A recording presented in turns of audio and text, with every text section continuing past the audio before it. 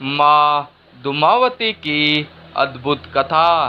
पुराणों के अनुसार एक बार माँ पार्वती को बहुत तेज भूख लगी होती है, किंतु कैलाश पर उस समय कुछ न रहने के कारण वह अपनी जुग्जा जाति करने के लिए भगवान शंकर के पास जाती है और उनसे भोजन की मांग करती है। किंतु उस समय शंकर जी अपनी समाधि में लीन होते हैं।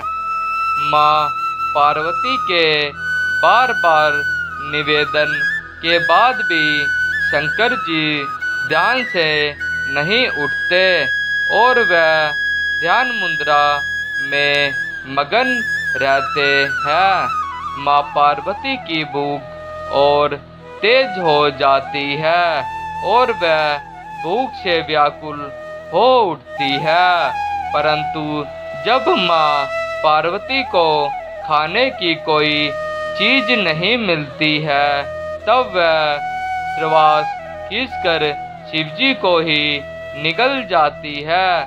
भगवान शिव के कंठ में विष होने के कारण माँ के शरीर में धुआं निकलने लगता है। उनका स्वरूप श्रृंगार विहीन तथा विकृत हो जाता है तथा माँ पार्वती की भूख शांत होती है। तत्पश्चात भगवान शिव माया के द्वारा माँ पार्वती के शरीर से बाहर आते हैं और पार्वती के धूम से व्याप्त स्वरूप को देखकर कहते हैं कि अब से आप इस वेश में भी पूजी जाएगी। इसी कारण माँ पार्वती का नाम देवी दुमावती पड़ा।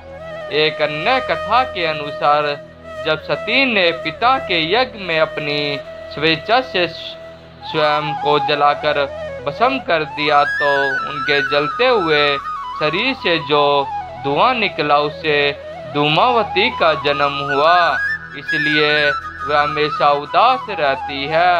माँ दुमावती धुएं के रूप में सती का भौतिक स्वरूप है। कैसी प्रकट हुई माँ दुमावती, जानिए यह अत्यंत विचित्र कथा। माँ दुमावती के प्रकट से संबंधित कथाएं अनोखी है।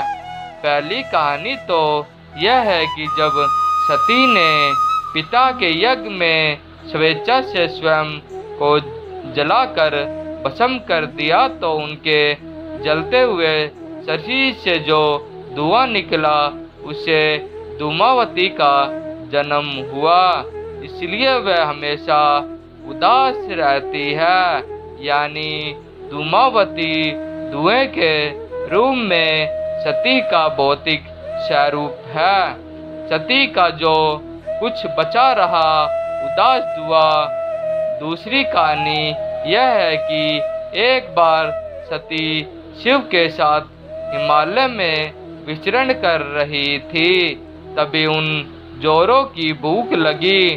उन्होंने शिव से कहा, मुझे भूख लगी है, मेरे लिए भोजन का प्रबंध करे। शिव ने कहा, अभी कोई प्रबंध नहीं हो सकता। तब सती ने कहा, ठीक है, मैं तुम्हें ही खा जाती हूँ, और वह शिव को ही निगल गई। शिव तो स्वयं इस जगत के सर्जक है, परिपालक है, लेकिन देवी की लीला में भी शामिल हो गए। भगवान शिव ने उनसे अनुरोध किया कि मुझे बाहर निकालो, तो उन्होंने उगल कर उन्हें बाहर निकाल दिया। निकालने के बाद शिव ने उन्हें शाप दिया कि आज और अभी से तुम विधवा रूप में रहोगी। तभी से वह विधवा है। पुराणों में अभिशप्त, परित्व, भूख लगना और पति को निगल जाना, यह सब सांकेतिक प्रकरण है।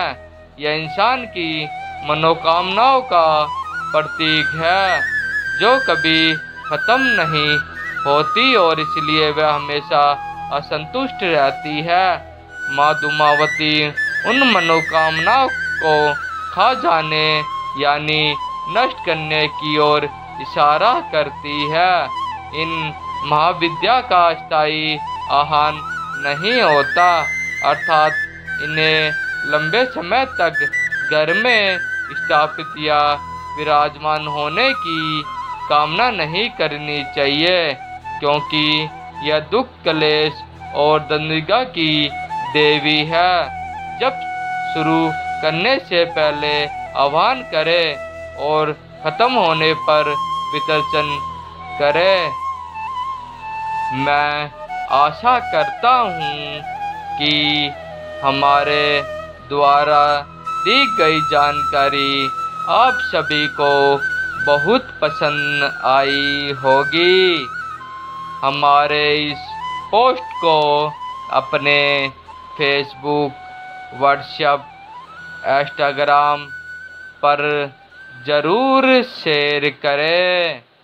हमारे ब्लॉग को like, share, comment and subscribe ज़रूर करें, ताकि हमारे लेटेस्ट पोस्ट और नोटिफिकेशन प्राप्त हो सके।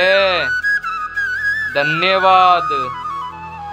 आपका दिन मंगलमय हो।